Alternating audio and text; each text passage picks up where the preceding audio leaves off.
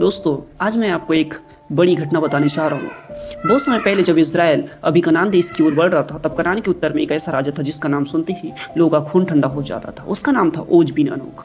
ओज केवल एक राजा नहीं था, वह एक दैत्य था। उसकी कद काठी इतनी बड़ी थी कि लोग उसकी ओर गर्दन उठाकर देखते और कांप जाते थे। बाइबल बताती है कि उसका पलंग लोहे का था, जिसकी लंबाई 9 हाथ यानी लगभग 13 फीट थी। वह रफाइम जाति का अंतिम ज्ञात वंशज था, एक ऐसे लोगों का जो अपनी विशाल काया और असाधारण शक्ति के लिए वो ख्यात थे।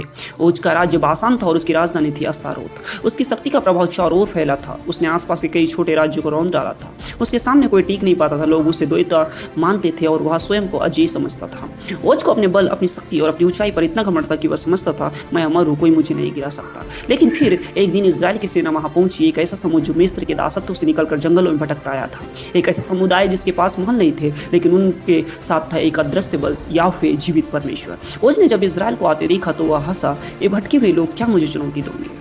उसे क्या पता था कि यह युद्ध केवल भूमि के लिए नहीं, बल्कि घमंड और न्याय के बीच का संघर्ष था।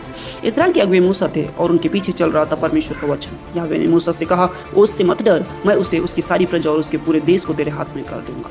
युद्ध हुआ। ओज ने अपने दैत्याकार शरीर से धरती को थर्रा दिया। वह पहाड़ों को उठाकर फेंकता, भूमि कांप उठती, लेकिन इजराइल डरा नहीं, क्योंकि उनका बल परमेश्वर में था। फिर याहवे का हाथ बढ़ा, ओज और उसकी विशाल सेना को पूरी तरह परास्त कर दिया गया। हमने उसे, उसके पुत्रों और सारी प्रजा समेत मार डाला है, और उसका एक भी व्यक्ति न बचा। ऐसा मूसा ने कहा। यह वही ओज था जिसे कोई छू भी नहीं सकता था, लेकिन वह घमंड के साथ गिरा और मिट। उसका लोहे का पलंग एक शहर में रखा गया था, ताकि लोग देखकर जाने कि चाहे कोई कितना भी बलवान क्यों ना हो, परमेश्वर के विरुद्ध खड़ा होने वाला अंततः गिरता ही है। इसलिए प्रियो, इससे हम सकते हैं कि हमें घमंड नहीं करना चाहिए।